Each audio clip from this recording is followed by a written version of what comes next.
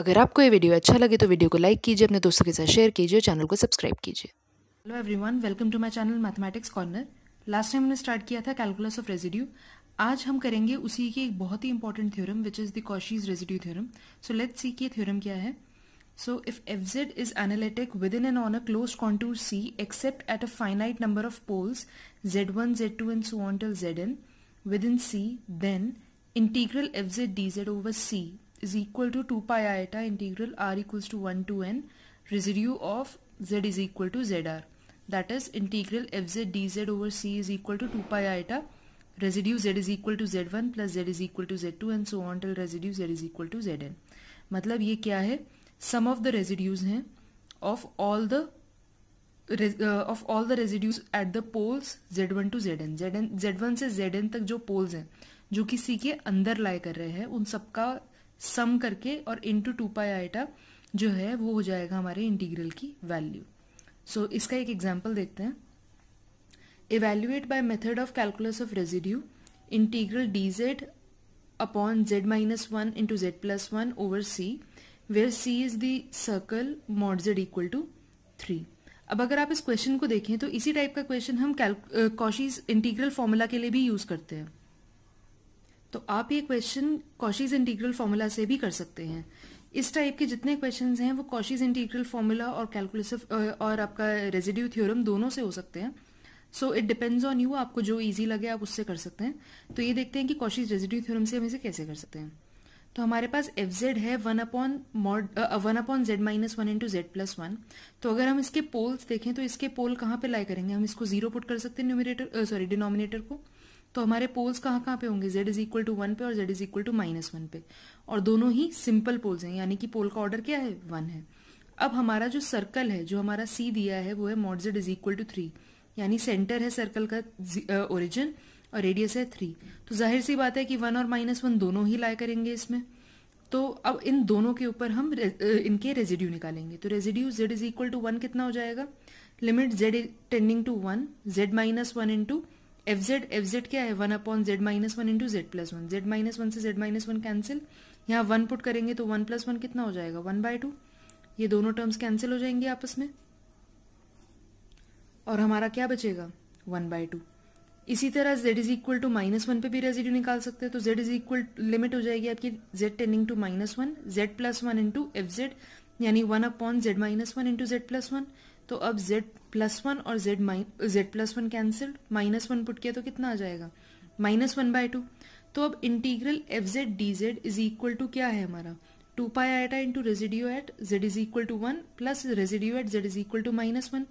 इस पर वैल्यू है हाफ और इस पे है -हाफ, तो ऐड किया तो कितना आया 0। अब अगर इसी क्वेश्चन को हम कॉशीज इंटीग्रल फॉर्मूला से करते तो क्योंकि ये दोनों के दोनों सी में लाई कर रहे हैं तो हमें पार्शियल फ्रैक्शन से पहले इन्हें अलग अलग करना पड़ता और उसके बाद हम इसे आगे सॉल्व करते, जो कि काफी लेंदी मेथड हो सकता था। लेकिन आप इसमें देख सकते हैं हमने हार्डली 2 या 3 स्टेप में इसे सॉल्व कर दिया। तो कॉशीज रेजिड्यू थ्योरम जो है वो काफी सिंपल मेथड है कंपेरेटिवली कॉशीज इंटीग्रल फॉर्मूला से, but it depends on you, आपको जो इजी लगे, आपको जो ज्यादा ठीक लगे आप उससे कर सकते हैं। एक और एग्जांपल देखते हैं इसी का। सेकेंड क्वेश्चन है हमारा, evaluate integral dz upon z square plus 1 upon z minus 4 over c where c is a circle mod z is equal to 3। तो पोल निकालने के लिए हमने डिनोमिनेटर को 0 पुट कर दिया। z स्क्वायर प्लस 1 को हम अलग अलग कर सकते हैं, z is equal to z minus iota into z plus iota और z minus 4 equal to 0। z की वैल्यू कितनी हो जाएगी आइटा माइनस आइटा और 4। तो ये तीनों के तीनों इनके पोल्स हैं और तीनों का ऑर्डर क्या है 1 है। लेकिन ये सर्कल है mod z is equal to 3, यानी सेंटर ओरिजिन है और रेडियस 3 है। तो क्योंकि इसका रेडियस 3 है तो जाहिर सी बात है z इज इक्वल टू 4 तो C के बाहर ही लाई करेगा। तो C के अंदर जो पोल्स हैं वो कौन से हो गए आइटा और माइनस आइटा। तो अब हमें आइटा और माइनस आइटा पे ही सिर्फ रेजिड्यू निकालना है। तो residue at z is equal to iota कितना हुआ हमारा, limit z tending to iota z minus iota into f z जो है हमारा z स्क्वायर प्लस 1 था, इसको हम z minus iota into z plus iota करके भी लिख सकते हैं और साथ में z माइनस 4। तो z माइनस आइटा और z माइनस आइटा कैंसिल हो जाएगा और क्या बचेगा हमारे पास 1 अपॉन, इधर आइटा पुट कर दिया तो iota plus iota 2 iota into iota minus 4 और residue at z is equal to minus iota कितना हो जाएगा, limit z tending to minus iota, z plus iota into f z, यानी 1/z minus iota into z plus iota into z minus 4। तो Z plus iota से Z plus iota cancelled. तो अब यहाँ minus iota put किया तो कितना हुआ, ये minus iota into minus iota is -1/2 iota, और z की जगह इधर माइनस आइटा पुट किया तो ये माइनस आइटा इंटू -4, माइनस इधर से कॉमन लेके ऊपर से कैंसिल हो जाएगा, तो हमारा क्या बचेगा 1/2 आइटा इंटू आइटा प्लस 4। तो अब इसके बाद इसका इंटीग्रल कैसे निकलेगा, इसका integral is equal to 2 pi eta into residue z is equal to eta plus z is equal to minus eta. तो residue at z is equal to eta की वैल्यू कितनी आई थी 1/2 pi eta into iota minus 4, और plus 1/2 eta eta plus 4। 1/2 eta common ले सकते हैं, यहाँ से कॉमन लेंगे तो कैंसिल हो जाएगा और बचेगा क्या, सिर्फ पाए।